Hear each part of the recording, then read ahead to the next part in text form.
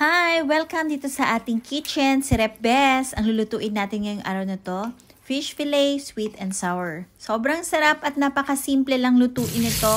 Parang kumain ka na rin sa restaurant. Eto, umpisahan na natin itong lutuin.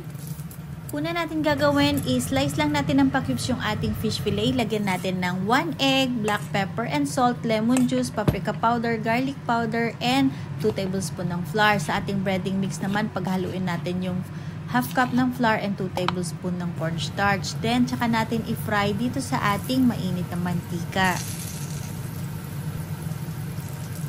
I-fry lang natin ito until mag-golden brown.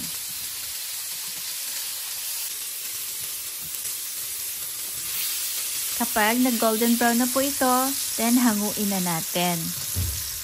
Then, kapag nahango na natin ito lahat, set aside. Sunod natin gagawin yung ating sweet sour sauce. Maglagay tayo ng 1/4 cup ng ketchup, 1 small can ng pineapple juice or 3/4 cup, 2 tablespoons ng brown sugar, 2 tablespoons ng vinegar, 1 tablespoon ng cornstarch, 1 tablespoon ng soy sauce, 2 tablespoons ng oyster sauce,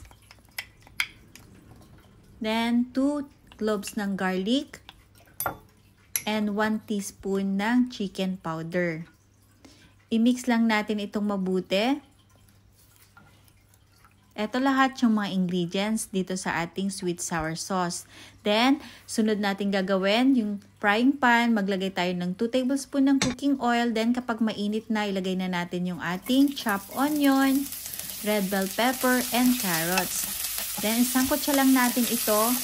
Huwag natin tong i-overcook para masarap yung ating veggies. Then, kapag naisangkot siya natin ng saglit, hanguin natin ito.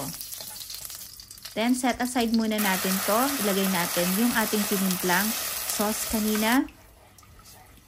Haluin lang natin ito until lumapot. Then, tsaka natin ilagay na yung ating fish fillet na naprito na kanina. Then, sunod na natin ilagay yung ating carrots, bell pepper, and onion na sinangkot siya kanina. So, eto, maglagay lang tayo ng black pepper. Then, luto na po ito. Sobrang sarap at para ka na rin kumain sa Chinese restaurant. Sana nagustuhan niyo itong ating recipe na shinare for today. Thank you for watching. See you in my next video. Bye!